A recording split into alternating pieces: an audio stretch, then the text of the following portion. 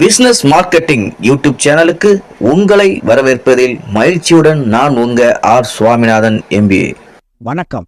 Business marketing இன்றைக்கான வீடியோவின் தலைப்பாக வெற்றி என்பது எப்படி தீர்மானிக்கப்படுகிறது, முதலில் வெற்றி என்றால் என்ன, தோல்விகள் நம்மை துரத்தினால் கூட நாம் ஏன் வெற்றியை நோக்கி ஓடிக்கொண்டிருக்கிறோம், வெற்றி அடைவது என்பது அவ்வளவு கஷ்டமா, இது போன்ற கேள்விகளின் பதில்களுக்கு தொகுப்பாக இந்த வீடியோ இருக்க போனது. வாருங்கள் வீடியோக்குள்ளார போகலாம் நண்பர்களே. வழக்கம் போல வீடியோவின் இறுதி பகுதியில் வெற்றிகளை எளிதில் அடைவதற்கான குறிப்புகள் சொல்ல இருக்கிறோம். வீடியோவை முழுவதுமாக கடைசி வரை பாருங்கள் நண்பர்களே. இங்கே ஓடாத குதிரைக்கு மட்டுமல்ல, மெதுவாக ஓடக்கூடிய குதிரைக்கும், இன்னும் சொல்ல போனால் நன்றாக ஓடக்கூடிய குதிரைக்கும் கூட சாட்டையடிகள் தவறுவதே இல்லை. வாழ்க்கை விளையாட்டும் குதிரை விளையாட்டு மாதிரிதான். தடைகள் இருக்கிறதே, என்ன செய்வது என்று ஓடாமல் நின்றாலும், இதுவரை ஓடிதான் விட்டோமே என்று களைப்புடன் ஓட்டத்தை நிறுத்தினாலும் ஓரங்கட்டி விடுவார்கள். இது தொழில் செய்யும் அனைவருக்கும் பொருந்தும். ஆண்டவனுடைய திருவிளையாடல் அனைவருடைய வாழ்க்கையிலுமே நடத்தத்தான் செய்வார். அதில் ஏற்படும் வலி உணர்வுகள் ஒரே மாதிரியாதான் இருக்கும். அந்த வலிகளை அனுபவித்தவர்கள் பெரும்பாலும் மற்றவர்களை காயப்படுத்த மாட்டார்கள். சரி, அப்படி என்றால் காயப்படுத்தும் அனைவரும் வலிகளை உணராதவர்களா என்று கேட்டால் அதுவும் $1,000,000 கொஸ்டின் தான். ஆனால் அதற்கும் கர்மா பதில் சொல்லும். வெற்றிகளை எளிதில் அடைபவர்களும் இருக்கிறார்கள், போராடி ஜெயிப்பவர்களும் இருக்கிறார்கள், கடுமையான போராட்டத்திற்கு பின்பு பெற்றவர்களும் இருக்கிறார்கள். இப்ப சொல்ல போகிறேன் பாருங்கள், அதுதான் ஸ்பெஷல் கேட்டகரி. இந்த வகை மனிதர்கள் காலம் தாழ்த்தி வெற்றிகளை அடைவார்கள். அப்போது அந்த வெற்றிகளை பற்றிய ஆசையும் இருக்காது, ஆசைப்பட்டதையும் மறந்தே போயிருப்பார்கள். சொல்ல போனால் இந்த வரிசையில் இருப்பவர்களே பரிதாபத்துக்கு உரியவர்கள். ஒரே மாதிரியான வாழ்க்கை தளத்தில் இங்கு தைரியங்கள் வேறு, துணிச்சல்கள் வேறு வேறு, தன்னம்பிக்கை வேறு, வாய்ப்புகள் வேறு, வசதிகள் வேறு.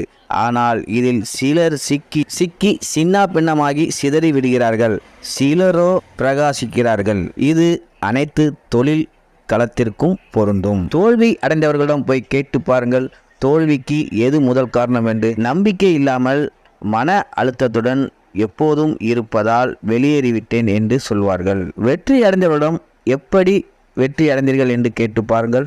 எப்போதும் தன்னம்பிக்கையுடன், செயல் மீது முழு நம்பிக்கையுடன், மகிழ்ச்சியுடன் பயணித்து வந்தேன், அதனால் இந்த வெற்றி கண்டேன். ஒரே செயல்தான், ஆனால் ஒருவர் மன அழுத்தம் அதாவது ப்ரெஷராக ஃபீல் பண்ணார், மற்றொருவரோ பிளஸராக அதாவது மகிழ்ச்சியாக ஃபீல் பண்ணினார். அவ்வளவுதான் நண்பர்களே. இந்த வீடியோவில் டேக்அவே மெசேஜாக நாம் எடுத்துக்கொள்வது என்னவென்றால், மன அழுத்தத்தை மன மகிழ்ச்சியாக மாற்றிக்கொள்வது தான். சரி, எப்படி மாற்றிக்கொள்வது? ஒரு குட்டி ஸ்டோரி வழக்கம் போல நாம் கதைக்கு செல்வோம். அந்த கதையின் மூலமாக உங்களுக்கு ஒரு தெளிவு பிறக்கும். அதற்கு முன்னாடி மன அழுத்தம் உள்ளவரிடம் போய் மன அழுத்தம் எப்படி இருக்கும் என்று கேட்டால் என்ன சொல்வார் என்று உங்களுக்கு தெரியுமா? சொல்கிறேன், கேளுங்கள். மன அழுத்த வலி என்பது ஒரு மரண வலியை விட கொடியது. ஏனென்றால் மரண வலி என்பது ஒரு நொடியில் முடிந்துவிடும். ஆனால் மன அழுத்தமானது ஒவ்வொரு நொடியும் மனதை புண்படுத்திக் கொண்டே இருக்கும். இப்போதைய காலங்களிலெல்லாம் எல்லாரிடமே கேட்டாலே நான் இப்போது டிப்ரெஷனாக இருக்கிறேன், ஸ்ட்ரெஸ்ஸாக இருக்கிறேன் என்று சொல்கிறார்கள். இன்னும் சிலர் அதில் அனுபவித்து பார்த்தால்தான் அதனுடைய வலி உணர முடியும், புரிய முடியும் என்று சொல்கிறார்கள். ஆளையே உருக்கிடும், போட்டு கொன்னுடும், ஒரு வழி பண்ணிடும், வாழ்க்கையை புரட்டி போடும், எப்பம்டா இதிலிருந்து மீள போறோம் என்று நெஞ்சை கீறி சுக்கு நூறாக்கி சட்டையை கிழிக்க வைத்து பைத்தியமாக்கிவிடும். இன்னும் சிலருக்கு இந்த மனவலி உயிரே உடலிலிருந்து பிரிவது போல ஒரு உணர்வை கொடுக்குமாம். இது அவர்கள் உணர்வு வலி என்று இதை உணர்வு வலி என்று சொல்வதை விட உணர்வு கொலை என்றே சொல்லலாம். இதனால் தான் என்னவோ சிலர் அதிக கோபத்திற்கு தள்ளப்பட்டு எதற்கெடுத்தாலும் கோபம் கொள்கிறார்கள்.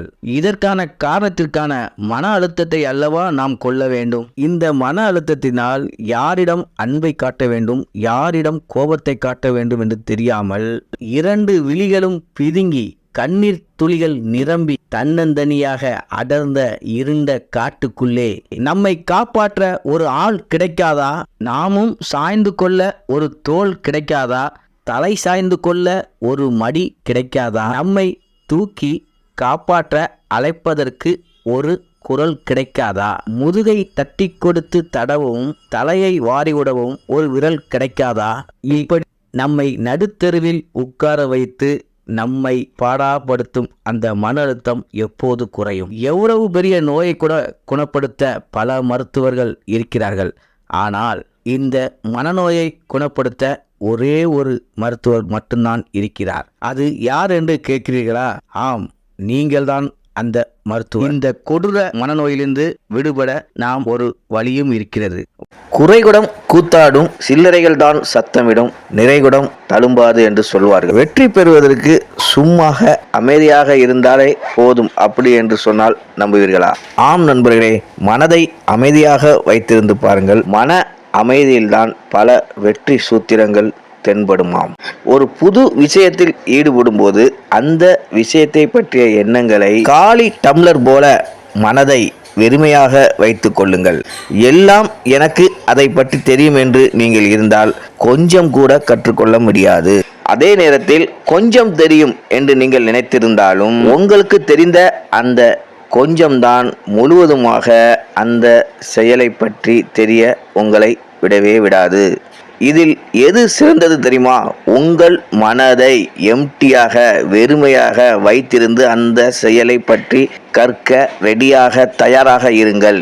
அப்படி கற்க நீங்கள் தயாராக இருக்கும்போதே அதனை கற்பிக்க ஒருவரை இந்த பிரபஞ்சம் உங்களுக்கு காட்டி கொடுத்து விடும். இந்த வீடியோவின் பிசினஸ் டிப்ஸாகவே இந்த பிரபஞ்ச ரகசியத்தை நீங்கள் எடுத்துக்கொள்ளுங்கள்.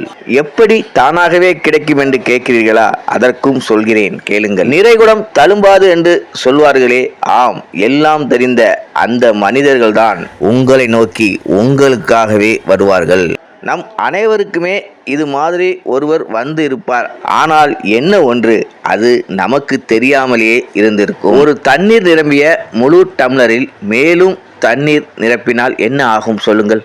ஒன்று வடிந்து கீழே விழுந்து வீணாக போகும். இன்னொன்று அடுத்தடுத்து இருக்கும் டம்ளர்களை தண்ணீரால் நிரப்ப தயாராக இருக்கும். ஆம் நண்பர்களே, அறிவு சார்ந்தவர்கள் தன்னுடைய அறிவை வீணாக்க மாட்டார்கள். நாம் கற்ற கல்வியையும் பெற்ற செல்வத்தையும் கடைசி வரை யாரும் கொண்டு செல்லவே முடியாது. அதை அடுத்தவர்களுக்கு கொடுத்துத்தான் ஆக வேண்டும். முழுமை அடைந்தவர்கள், அறிவு பெற்றவர்கள் அனைவரும் இதைத்தான் செய்வார்கள். அவர்களைத்தான் நாம் ஆசிரியராகவும் குருவாகவும் வழிகாட்டிகளாகவும் நாம் பார்க்கிறோம். அப்படி ஒரு ஆசிரியை குருவை பற்றி அடுத்த வீடியோவில் பார்ப்போம் நண்பர்களே. இந்த சேனலை சப்ஸ்கிரைப் செய்யவில்லையெனில் இன்றே சப்ஸ்கிரைப் செய்து கொள்ளுங்கள். கூடவே பக்கத்தில் இருக்கும் பெல் பட்டனையும் கிளிக் செய்து கொள்ளுங்கள். அப்போதுதான் நாங்கள் பதிவிடும் ஒவ்வொரு வீடியோவும் உங்கள் இல்லக்கதவை வந்தடையும் நண்பர்களே. நன்றி, வணக்கம்.